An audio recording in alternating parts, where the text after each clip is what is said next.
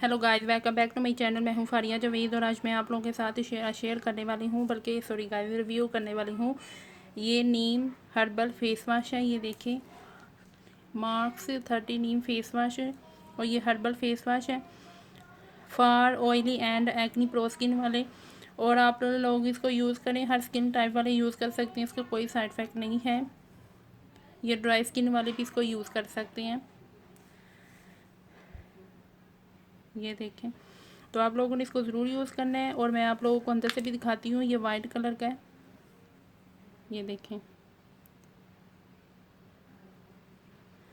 तो इसका जो टेक्सचर है वो बहुत ज़बरदस्त है। आप लोगों ने इसको यूज़ करना है और यूज़ करके आप लोगों ने मुझे ज़रूर बताना है। और इसमें नीम और बेरी है, आप लोगों ने ज़रूर ट्राई करना है। ऑयली स्किन वाले भी इसको यूज़ कर सकते हैं, हर स्किन टाइप वाले इसको यूज़ कर सकते हैं।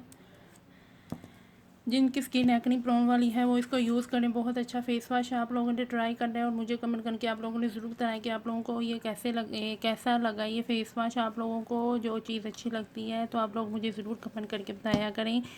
और मेरे चैनल को लाइक किया करें और सब्सक्राइब भी कर दें और शेयर भी किया करें।